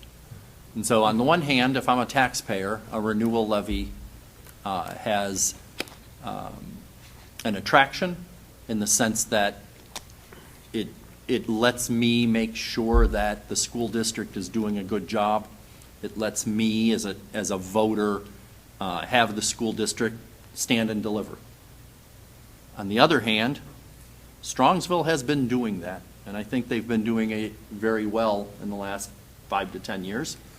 I think the fact that the levy originally passed is indication of that.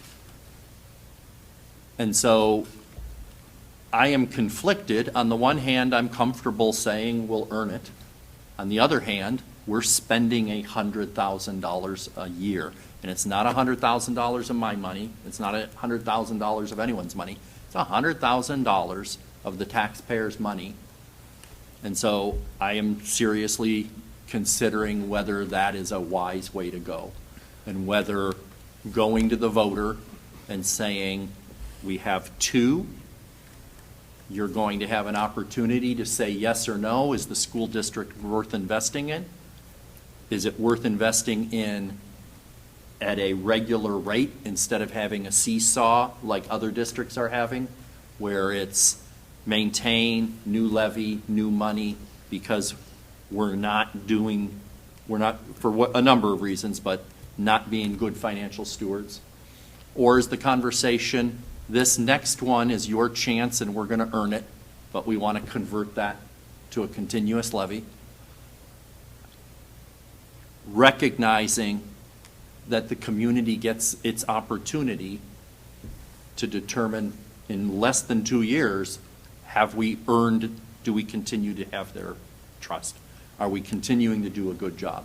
So I am personally grappling with is the second renewal sufficient that we have a feedback loop with the taxpayer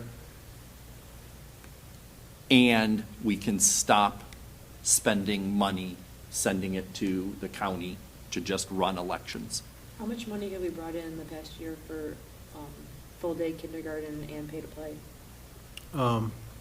So full-day kindergarten, the money that we bring in tuition is about, it's either 450 or 540. Give me 1 second. It's 550 on the sheet. 550, George. okay. It's about 550,000 that we collect in tuition. And pay-to-play is about 225, 240, somewhere in that range. So we're getting close to being able to have been able to pay all that stuff for people so they wouldn't have to do it if we didn't have to keep filing this. So every time the 100,000 can be going towards that. No, well, yeah, it's Or 30,000. lessening, yeah. About 30 to 40,000 an election. Yeah. And so, but that's a good point that you brought up, Haley. There are things that we have discussed are in the best interest of our students, and I would argue are in the best interest of our community, that for pragmatic financial reasons, we've never been able to do before. Pay to participate was done for a pragmatic financial reason, to fill holes, to make cuts less, to keep programs going that otherwise the school board would say, we're not just doing the status quo, we're going backwards, right? So they were Hobson's choices.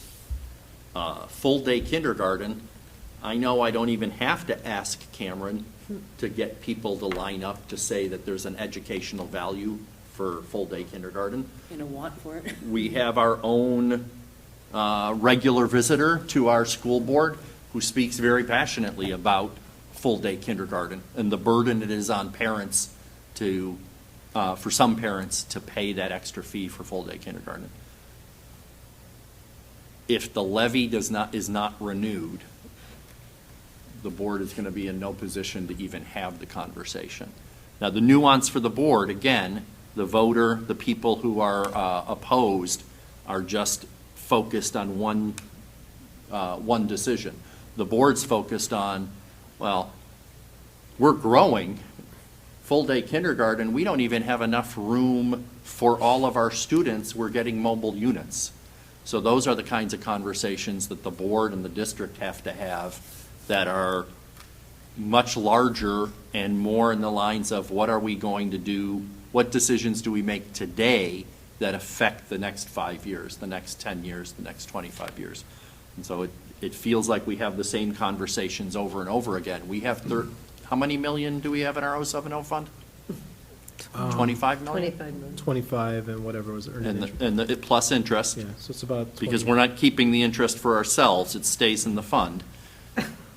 But that money is earmarked for all of those facility needs because we're growing, because we have the problem of looking forward many more little Mustangs coming to our schools.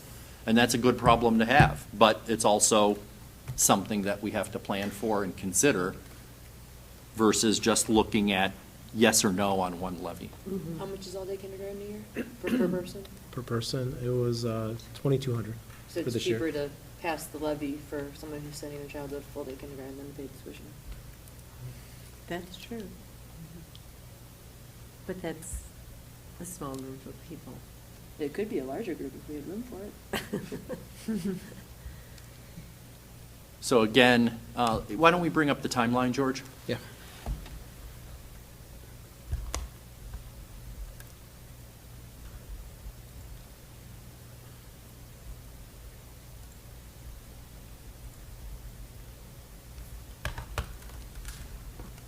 So the critical deadline is August 7th.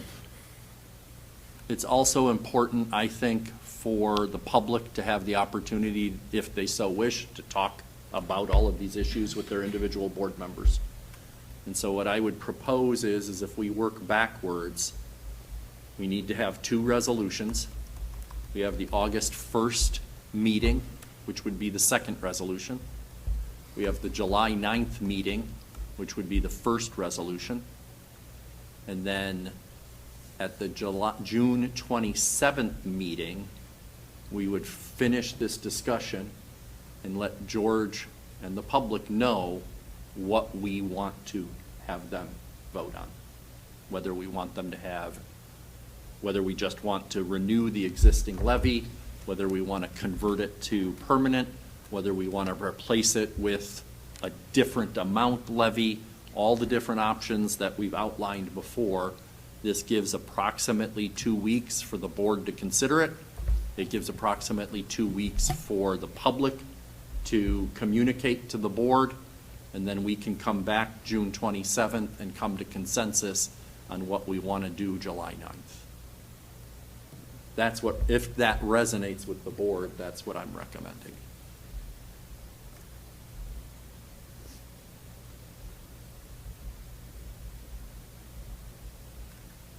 Are there any other questions or concerns? Any other issues for us to discuss? Okay, we will put on the agenda for the June 27th meeting. This topic again, our goal will be to build consensus on what we want on the July 9th agenda as far as a levy is concerned. Thank you. Thanks.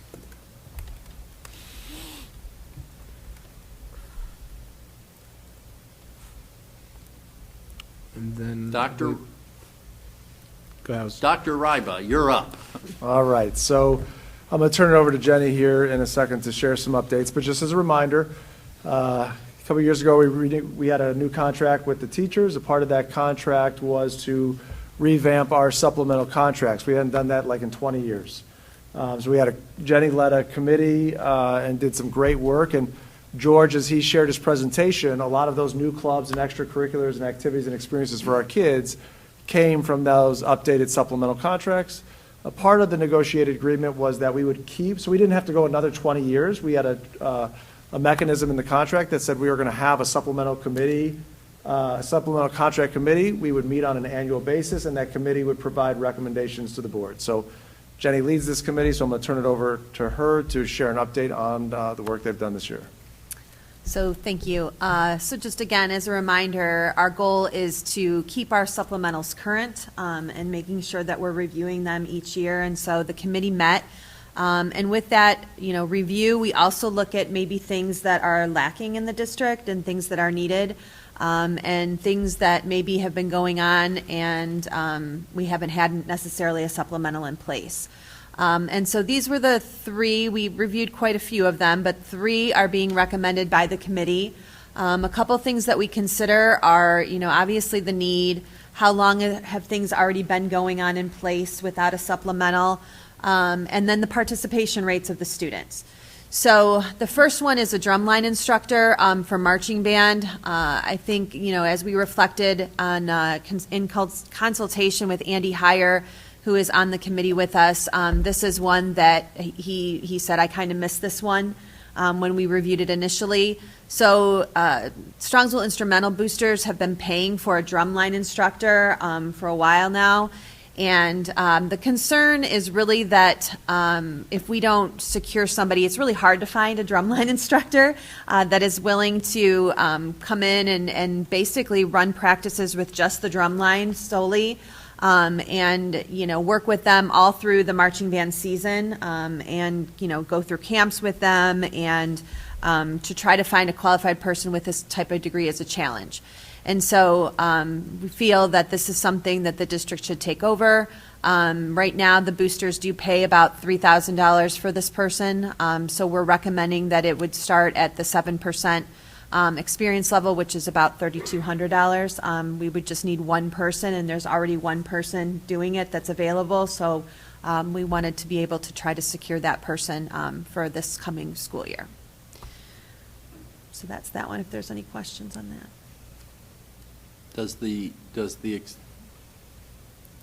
Does the dollar amount match the work, or does it match with the current funding? I believe it matches the work. We compared it to the other performance art supplementals and the marching band and orchestra supplementals, so it's pretty equivalent to that, for sure, yeah. The next one is unified sports. So this has been going on at the high school. This is year 3. Middle school also started it. They're in year 2. But we're specifically recommending the high school only at this time for the supplemental. And really, the reason for the supplemental is most of the time the kids and the coaches go during the school day. So it takes place primarily during the school day. Their events happen during the school day. However, the high school has begun doing practices after school with students so that they can prepare for their performances in their sports. And so they're looking at maybe 15 to 20 practices per year. There's about, I think they have up to 45 students who are now participating in this program. And again, it's not only students with disabilities, but it's also their same age peers working with them. It's a wonderful program. Our staff has really taken this on for the last few years, just all on their own. And so the supplemental is for the practices. There's 2. There would be 2 supplementals because there's 2 advisors. And we feel with just a few practices after school throughout the year that experience level would be starting at 2%. We feel that's fair for the amount of work that they do. At this time, we're not recommending middle school. They aren't practicing yet during, after school. They haven't been doing that. So if they start to do that or continue to do that, we'll reevaluate next year for that one. Finally, we have Rho Kappa Social Studies Honor Society. By recommending this one, this makes it equitable with the other honor societies that we've approved in the past. You've approved in the past. This has been around for many years, 10 years. I think it's been in place where we have volunteers doing it. We have about 40 to 50 members in this society for social studies, and so we're recommending 1 supplemental for this for the high school. With those experience levels starting at 2%. So those are our recommendations for your consideration. So how this works is these are positions that would be on a future board agenda. So as a reminder for supplementals, this would be a discussion. If we have consensus on which ones that you would be supportive of, we would move forward and post those and fill those for next year. Your official approval would be when these positions are on the board agenda. So I'll turn over to you, Mr. Miko, to discuss and give us guidance. I have a question. I have a question. Who goes first? Me. Ladies first. Jenny, so you meet every year at this committee, and this would cover every level, high school, middle school, elementary. Are the vast majority of the contracts you talk about at the high school level? Is that how it falls? Yeah, I mean, a lot of our supplementals are at the high school level and middle school level. If you recall, the elementaries have 5 supplementals that they can, disperse at how they want, but most of them do come from, the high school needs and the middle school needs. Okay, I was just noticing these are all high school, Correct. so that was just an observation. I wondered about the distribution. And just as a reminder, the way we formulate a lot of the elementary and middle school is here's how many you get. We want them to focus on different areas, but you get to pick what those are, where the high school are more specific to here's exactly what this supplemental contract is for. Thank you. As far as the mechanics, how do you determine, you have Rho Kappa, which is 40 to 50 students, 1 person at $917. Then you have 2 unified sports, and I think you said there's 20? 45. 45. Yeah. So, but there's 2. So I'm just Correct. curious on the mechanics of how we determine how many and workload. I think, with the unified sports, with the practices, you've got students moving around. They're doing athletic kinds of things. So, in comparison to when we have sports, who have multiple coaches observing and for the safety of everybody, there's also a lot of planning that goes into the unified sports and organizing as they they travel, there's transportation, there's a lot that goes into that. So hence the need for 2 people. Whereas Rho Kappa, they're meeting after school primarily. I do believe they have a ceremony. So again. So is there mechanics for hours, approximate hours you're going, whoever gets the supplemental is going to put in? Or how are we doing that? Yeah, so for unified sports, they were looking at 15 to 20 practices, about an hour after Okay. school each time. Meetings ROCAPA has, but I know that was, I don't think I have that here. So I know we discussed that, but I can't remember exactly how many meetings they have per year, but it might be once a month or something like that, so. Okay. Yeah. And it's also equivalent to the other honor societies that you've already approved. So.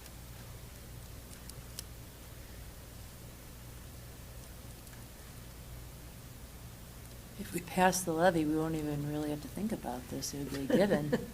We still have to think about it. I mean, 'cause- not, you know what I mean? Yes, but, no, but I think your comment is important. I mean, regardless of whether the levy passes or not, it's our job to make sure that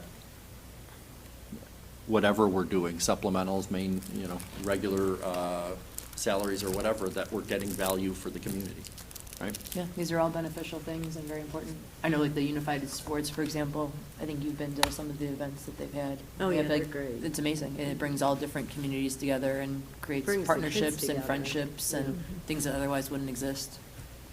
Yeah, I've had a child participate in unified sports, and I've had a child who was a ROCAPA member, and it's all great stuff. Did you have a child who was both? No, they were different children. Does I would- anyone?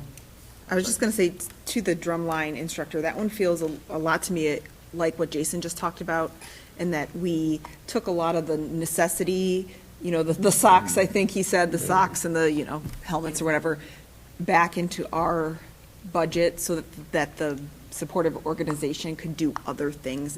This feels like the equitable move for SIMB, and I don't see how we could say, no, the athletics can have it, but the music program cannot. I agree with that. I don't hear any opposition to any of it, so we look forward to seeing the contracts, and then we can decide whether we want to pass them. Thank you. Well, thank you. Thank you. As you talked about, Mr. Miko, this is all about investing in our kids and providing better opportunities, whether it's through sports or music or academics, so we appreciate that. The second item under my topic is instructional coach stipend. So if you remember when we had a discussion about the master staffing plan, one of the recommendations to add next year was 25 instructional coaches. That was rebranding and refocusing our TBT coaches and our tech coaches. And so that was approved by the board, and we have 25 stipends for that next year. Those 25 are divided by all the buildings based on their size. As Jenny and I were reviewing that, we realized we forgot one at the preschool. And it was important to have one of them at the preschool. So we would like your consideration to go beyond the 25 and give us permission to have 27 $2,000 stipends. So it's a $4,000 ask. One of them is for the preschool. We believe for equity, the preschool should have one in their building as well. So this would be for the Lund Road preschool. We have two, I think, at Chapman that would service the preschool classes at Chapman as well. The second one is, Sharon and Haley, you would know from the work we've done with our Business Advisory Council. So we've done a lot of work with our Business Advisory Council. We've worked with them on bringing something back called the Senior Project. We started it this year. It was like a small rollout. So the Senior Project is, I'm a senior. I can use the last month of my school year to explore a career field, a topic of interest. I could do a project on it, present it to an authentic audience, and kind of learn where my interests may be. So we're going to continue to build that next year. And, I've shared with the board in past updates all the details that go into that, as well as expand that so there's a pathway in every grade level that ultimately builds to the Senior Project. So starting next year, there will be a class that all freshmen take, and there'll be career pathway experiences in those classes, and then it goes in sophomore year, junior year, all building the skills that will create students that will be ready for their senior project the last year. So it's about continuing to integrate career exploration opportunities and those career skills in there. And so we would still qualify this person as an instructional coach and the same stipend, but that would be, this person would just solely focus on the career pathway, the senior project, and be the coordinator of that work for 9 to 12. So those are the two additional stipends that I'm requesting. When you said starting next year, are you talking 24, 25 or 25, 26? 24, 25. Thank you. So the teacher that's been working with us is on the Business Advisory Council. She's a high school teacher, and and there's other teachers that are helping to support, but I met with her before the school year was out, and she's got a very detailed plan to get everything up and going for next school year, 24, 25.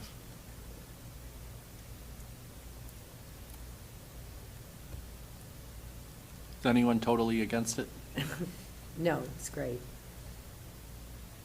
All right, thank It you. really is. You can bring that contract to the next meeting. They'll be on there. Stipend. They'll be on there. Stipend. We'll decide whether we want to pass it or not. No, it's exciting, you know, The and kids really love, yeah, they really love, like, it's nice to see them, like, kind of advance and. yeah. It's difficult to get people excited at 7:30 in the morning. Yeah. And like, literally everyone is, they all participate in conversation, whether it's the kids, whether it's the business partners, so. Yeah, it's good, it's a nice program. It is. So thank you for that. And my network connection just died, so I think all of let's see if my LASIK is still working well. George, if you want to click on that one. Yeah, it So is. we do have a couple items. We don't have anything under business services for tonight, but we do have a couple items under curriculum. So be it resolved, I think I'm doing pretty good so far. For you? Yeah. Yeah. So be it resolved upon the recommendation of the superintendent that permission be granted to the Strongsville High School boys varsity and junior varsity basketball teams to attend overnight camp at the University of Findlay, June 27th to 28th. Transportation will be via school bus. Lodging and meals will be paid for by participating students. And secondly, we've got another overnight trip. Be it resolved upon my recommendation that permission be granted to the boys and girls track and field team to travel to Dayton, Ohio to participate in the state track and field championship that took place May 31st to June 1st. Transportation was provided via school bus. Lodging and meals were paid by Strongsville Athletic Boosters. And just as a point of reference, the board has to approve all overnight trips because of things like this, like state competitions that falls in between meetings. So I have the authority to say, to give permission, but ultimately you have to approve it even if it's after the fact. I was curious to see what would happen if we did not approve it. Make them go back and That's drive right, backwards. All right. Lose then. No student services items for the work session, and then I'll turn it over to Jenny for the human resource report. All right, thank you. I have the following items for your consideration. Under number 1, we have abolishments for sign language interpreters, and this is due to a lack of students. The students are no longer either have the need or have graduated, so that is the reason for those. Resignation of an administrative contract. Under 3, resignations for certificated staff. 4, resignation for certificated athletic supplemental contract. Under 5, resignation for non-certificated athletic supplemental contract. Under 6, we have the appointments for the administrative staff that you met this evening. 7, appointments for certificated staff. Under 8, appointments for non-certificated staff. Number 9 are appointments for certificated substitutes. 10, appointments for non-certificated substitutes. 11, we have appointments for certificated athletic supplemental contracts. 12, appointments for non-certificated athletic supplemental contracts. Appointment for home instruction tutor. Under 14, we have our appointments for our extended school year.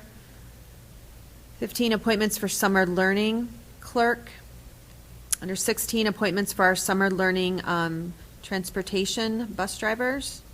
Under 17, appointments for Kids Link summer program.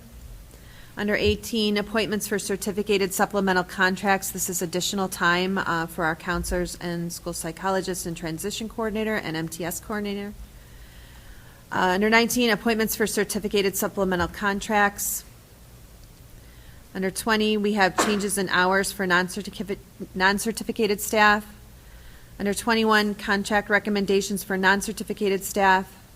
Under 22, we have 1 experience upgrade. Under 23, 1 unpaid leave for certificated staff. And finally, under 24, we have more people that want to come and volunteer for us, so we thank them. And that concludes my report.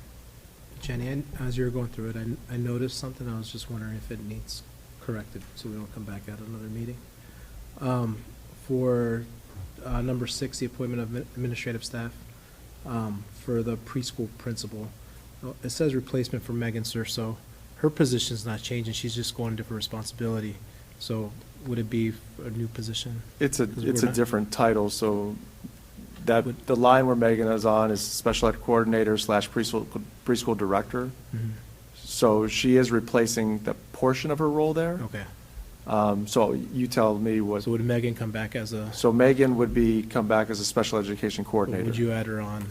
She will be on a July meeting date. Okay. don't Does worry that about work? it. Yep. Okay.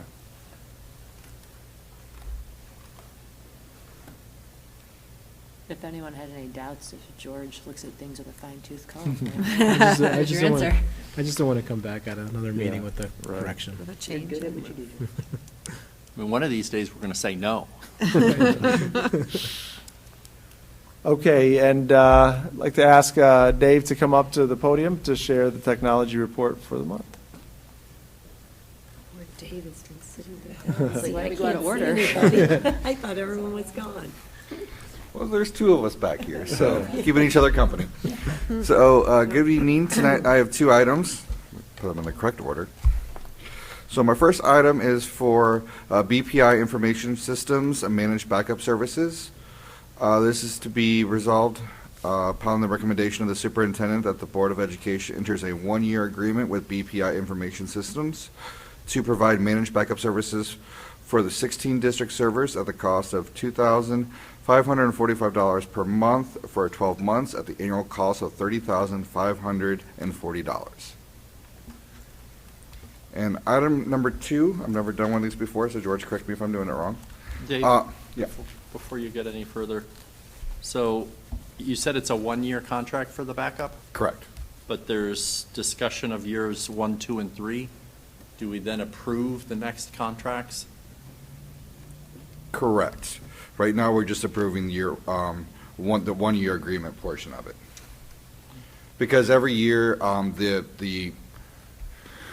as long as I've been here, I remember this has been a one-year deal because the number of servers can change, so therefore the amount can change as well. So for right now, we've just entered for a 1 year for the 16 servers. So for the record, the contract is dated 2013. So we'll want to correct that before we Yes. sign it. I think we've been rolling over the same contract, is that what?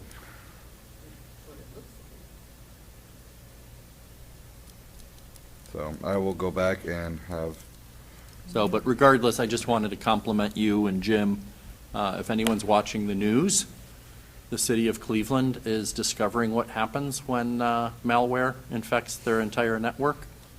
And so having a good backup is not just a nice to have, it's absolutely essential. and they help us with both our on-prem premises backups and also our off-premises backups. All right, number 2 is a correction to agenda item from May 23rd, 2024 for the superintendent report of technology. It originally read Southeast Security Classroom Technology Trailer Purchases. The vendor needs to be changed to Network Technology Innovations and/or Amazon.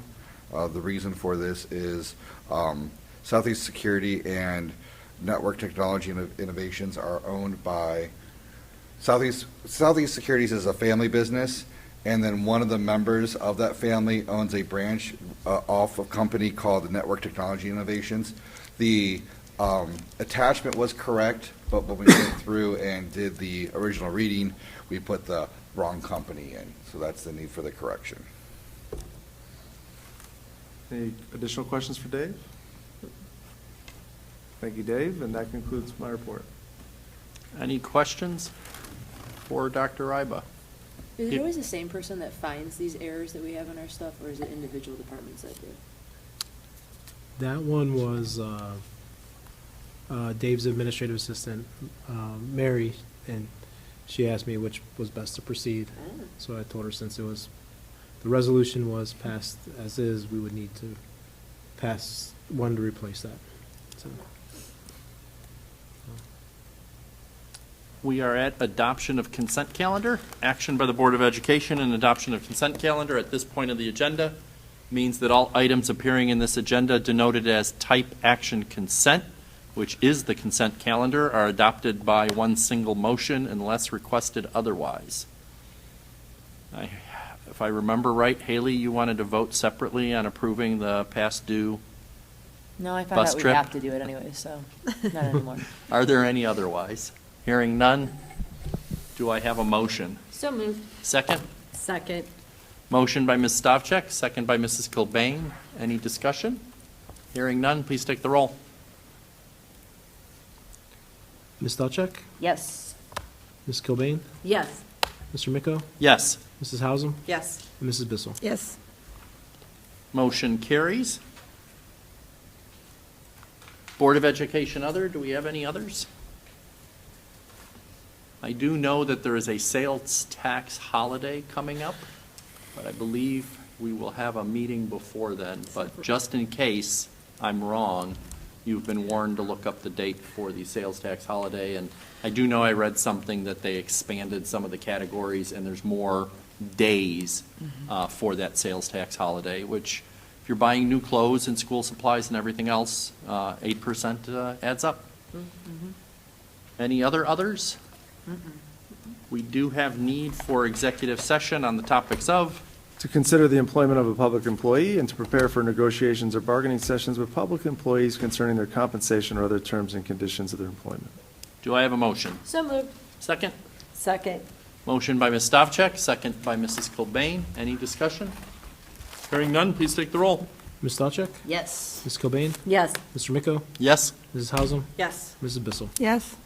Motion carries. We will enter into executive session at 9:10 p.m. We have no expectation of further business. Have a nice evening and enjoy the summer.